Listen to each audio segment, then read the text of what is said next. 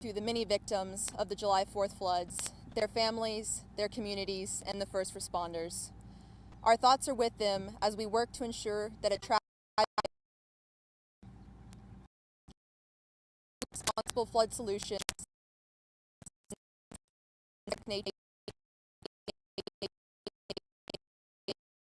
Texans as we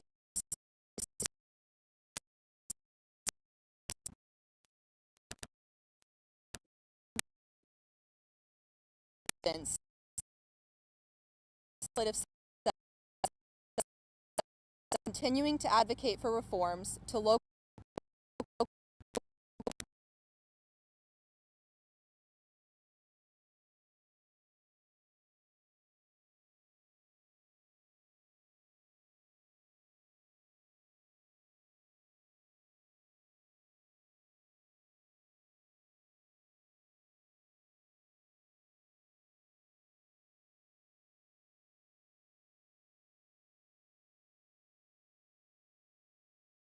not just response and mitigation. We will be pouring our efforts into providing research, outreach, education, and recommendations to ensure that our water supplies, the Hill Country, and Texans are adequately protected from the worst impacts of flooding. We do the legislature for taking up much needed charges to ensure that when a disaster happens, Texans are made aware and are able to respond. We look forward to seeing our state lawmakers step up. It's what Texans do best. We help each other. We believe, however, that we cannot keep responding to events and dealing with the impacts as they occur. We need to prevent the worst of the impacts for them when they do happen. Floods will continue, and we will likely see floods again. We can all ensure that the next time it happens, Texans do not suffer a similar tragedy.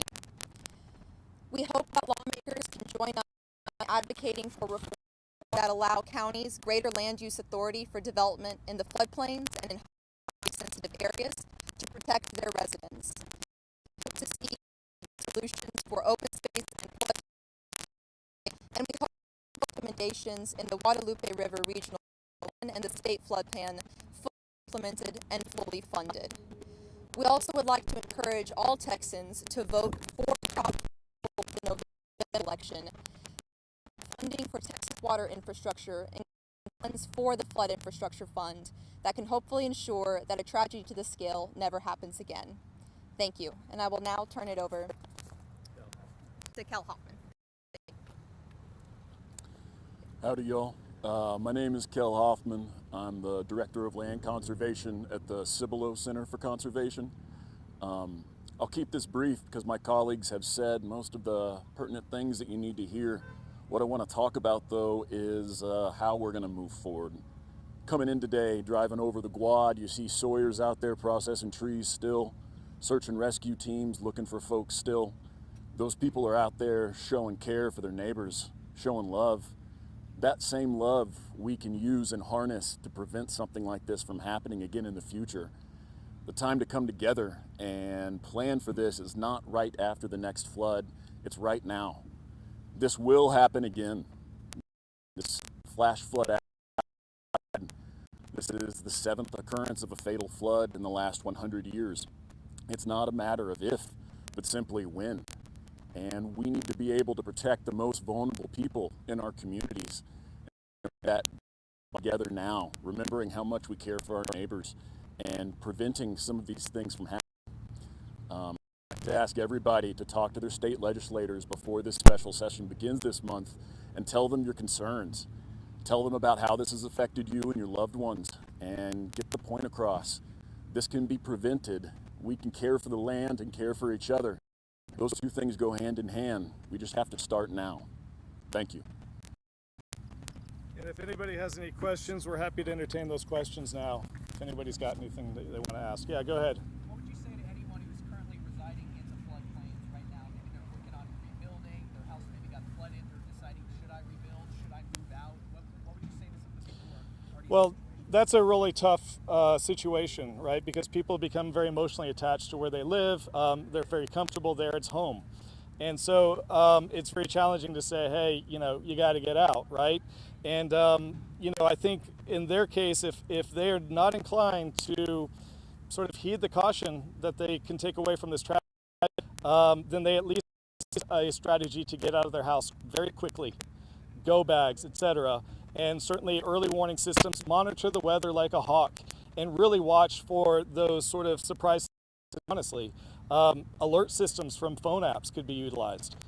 So yes, there are people that are going to remain in the 100-year floodplain, and they need to be hyper vigilant. The other thing I think we need to be careful is we maybe have young children in that scenario, elderly scenarios, and protecting them becomes very challenging when the flood is rising, when maybe the hearing is not the best or dementia has set in.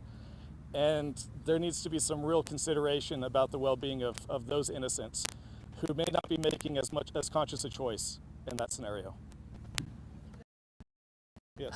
I just to say for residents who do live in the floodplain, of course, like Ben said, we're not in the position to tell people where they should be living, but Texans can figure out a much more detailed level of their flood risk. Texas Water Development Board has a resource that's teamed up with FEMA, but I think it is on the Texas Water Development Board's website. It's their base level elevation maps.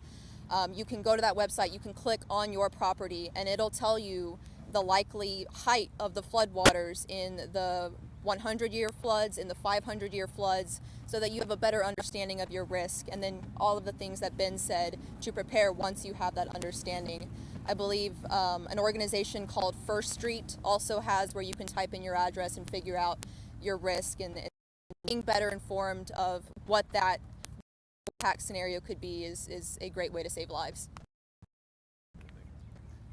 Any other questions? Oh, okay, we'll go here. What are some of the obstacles in getting some of those changes become a reality? So one of the obstacles is that people do love their property and the place that they have lived. And oftentimes there's a impulse to build there. And of course, part of that is because that's where they've always lived. Part of that is because there's a quality of life living close to the river and they just happen to make it out this time. And so the obstacle is, how do we incentivize people to voluntarily move out of the 100-year floodplain?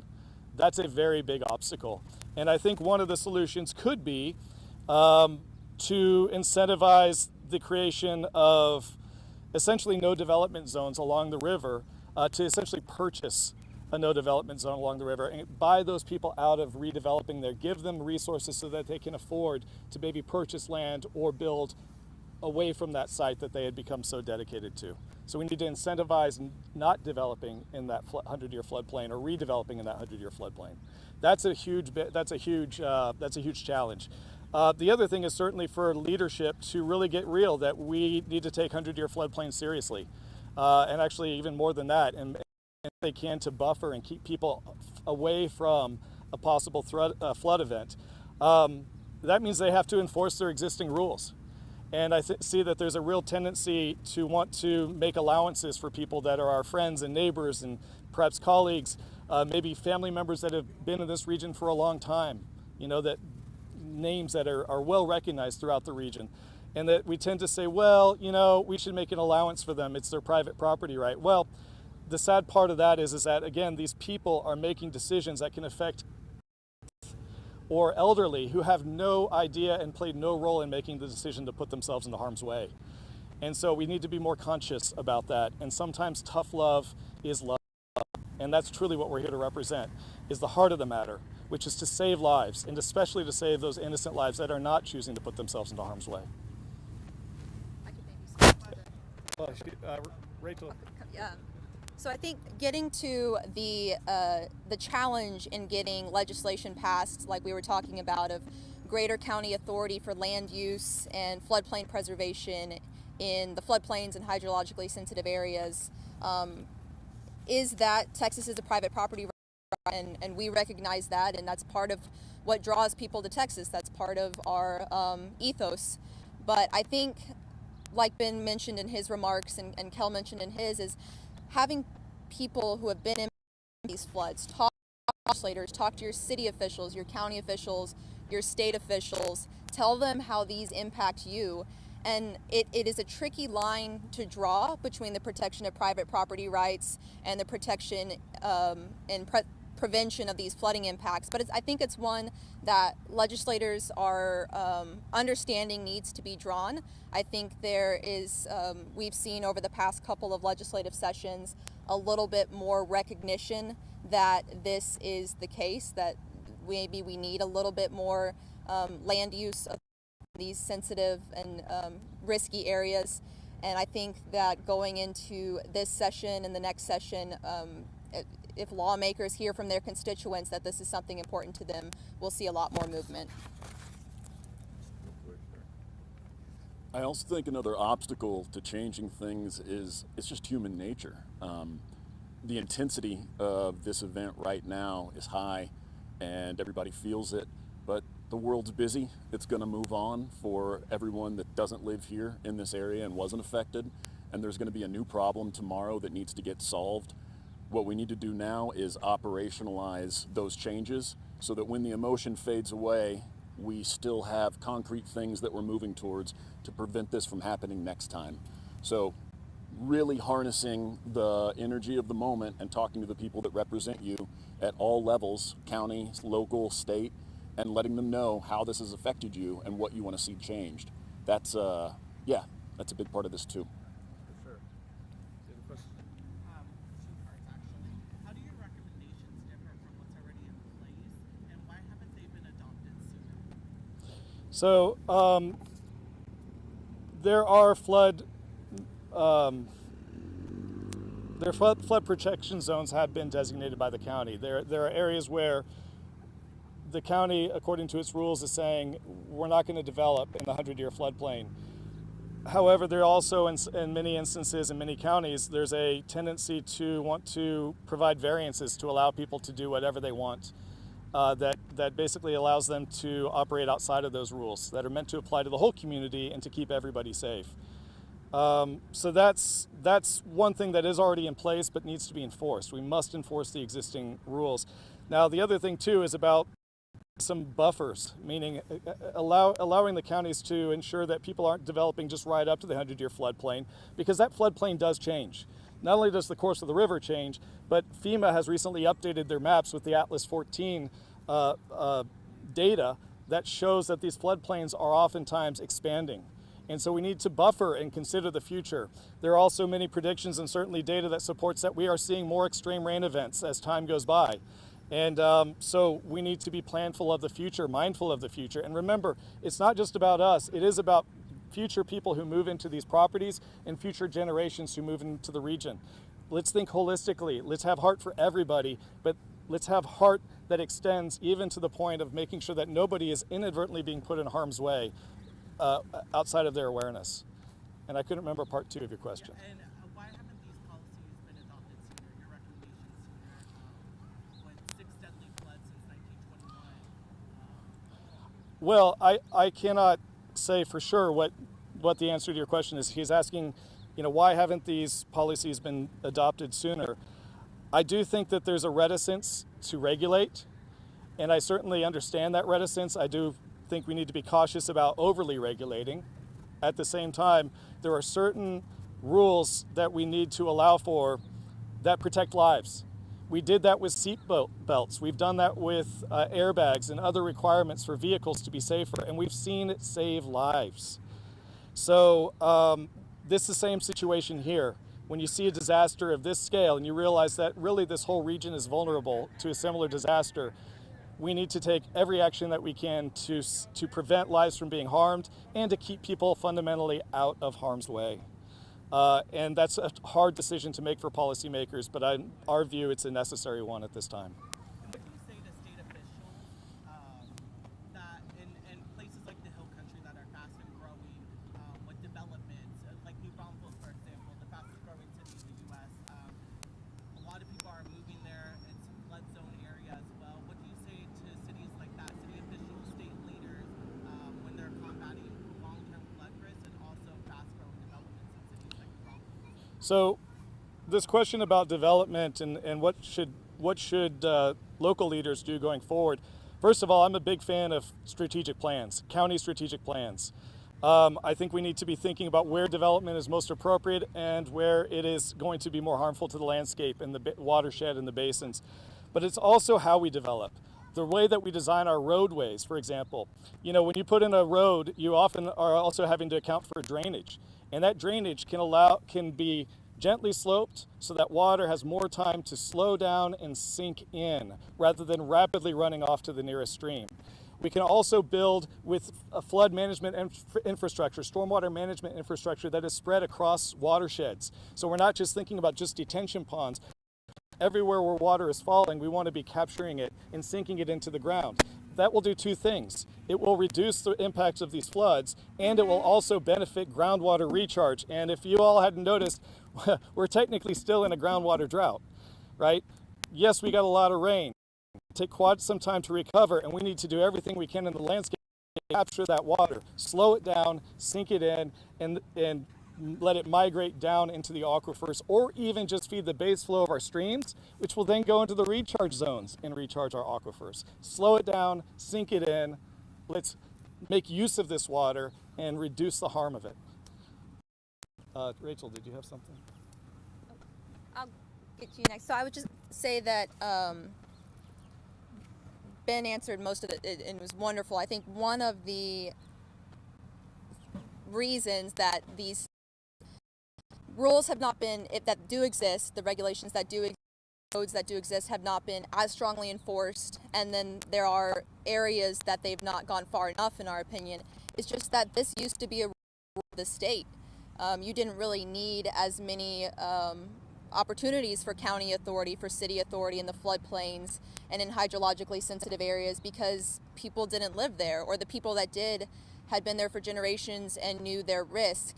Our region, like Ben said, is one of the fastest growing regions, if not the fastest growing region in the country. And a lot of people moving here don't know what flash flood alley means. They don't know the risk of living here. And the county officials are very limited in their ability to prepare and respond for these events just due to how state law is set up. So it's kind of counties, cities, the entire region, the state is playing catch up to the growth that we have seen and to the changing precipitation events and how intense they are. And so we may continue to play catch up, but we feel that there's opportunities now to ensure that we're better positioned going forward for these types of events. Okay. I just want to say that the first thing you've got to do is to get the citizens to be supportive. I live in Comfort, Texas. 3 years ago, we did a flood pack for people in 78. That got everybody together, and from there, we had no problem getting what we needed. We are unincorporated, and in spite of that, we went to the people who would help us at USGS. Texas Water Development Board. So in Comfort, we have a tricky situation. If you go across this bridge, you're in Kerr County. This is Kendall County. So here we are in Kendall County paying for sensors for Kerr County to keep our people safe. They work. They were used. There's siren cleaning. There are things out there. First, you've got to have community support. But it's going to be tough in this county because so many people here are longtime residents. They're living on great-grandfather's place. Maybe what we need to think about is anybody who's buying in this county on the free, maybe they view a video of help possible. They don't believe it. It is very hard to That's a very good point. I think we can all benefit from the example of what Comfort did with their sirens. I know Comal County has a really good siren system. New Braunfels, San Marcos, these places that have grown a little faster and dealt with these floods. That's certainly something, again, having Texans speak to their state, county, and city officials to talk about the impacts, to talk about what they want, to make sure that they're protected and that anyone who's moving in is also protected will be vitally important. In this special session starting on Monday for the next 30 days and for the 90th legislative session starting in 2027, we can't let this happen again. And so We need to speak to the people who are on the ground to learn from the examples and the success stories that y'all have had in protecting your fellow neighbors, and to make sure that your new neighbors learn the same things. Any other questions? All right, seeing none. We'll stick around for a little bit of Q&A if you all want to talk to us afterwards. But thank you all for being here today. If anybody has not already gathered a whole lot of B-roll from this event, this horrible storm and flood event, Pam Hodges over there in the green hat is willing to lead a group of people down to where they can take some B-roll of the river. But I'm sure you all have gathered plenty to date. So thank you all. We appreciate it. Please help us get the word out. We're doing this really from the place of caring for others. We love the Hill Country, we love the people in it, and we do not want to see people harmed again. So thank you.